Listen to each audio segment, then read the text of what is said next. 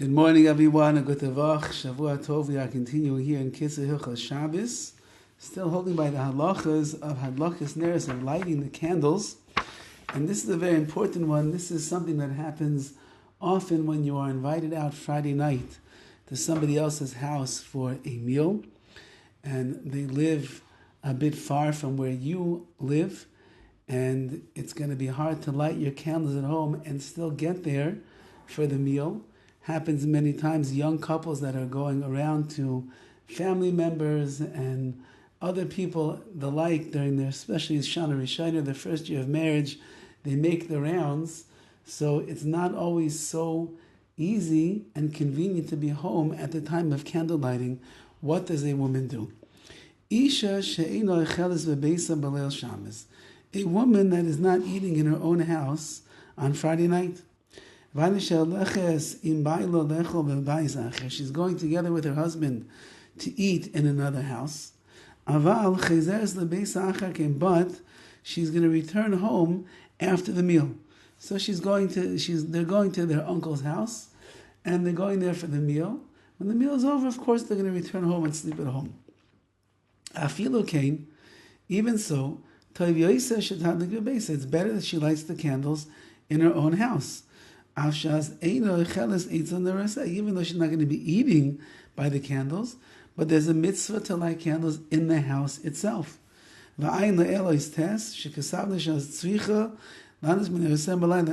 we wrote above that she has to make sure that once she lights in the house, she gets and derives some kind of benefit from the candles. So either she has to remain in the house until nighttime, so she can get benefit from the lights, or she has to put enough oil in the candles or long enough wax candles that when she returns from the meal from someone else's house, the candles will still be lit and she'll be able to get benefit from them. Now, but if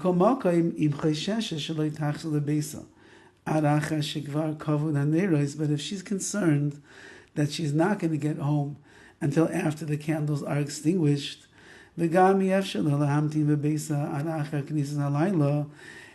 she cannot wait in her house until nighttime after she lit, because she has to go to the house where she's going to eat, and they're not going to wait that long. So then what should she do? She should go to the house that she's going to eat at before Shabbos comes. Over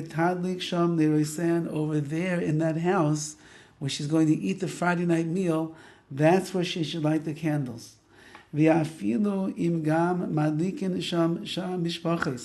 Even if other families, other women are lighting candles there, so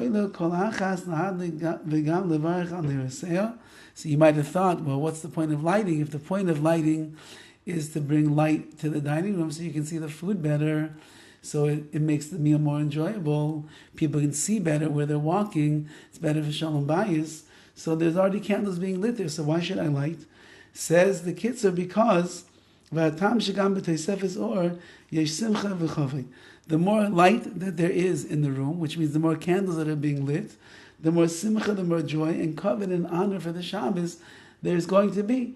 And therefore you are permitted to light your neiros in someone else's house, even though there's other people lighting already. Nevertheless,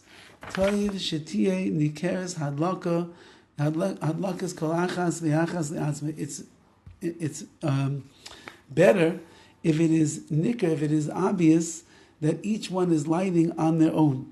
And therefore, two women should not light out of one candle abra. Each one should light their candles separately. And this is, of course, the custom in many homes.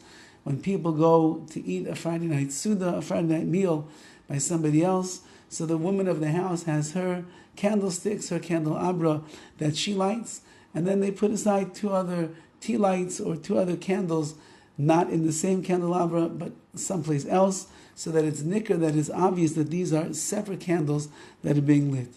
And this would be the easiest way to get around the problem of going Friday night to someone else's home.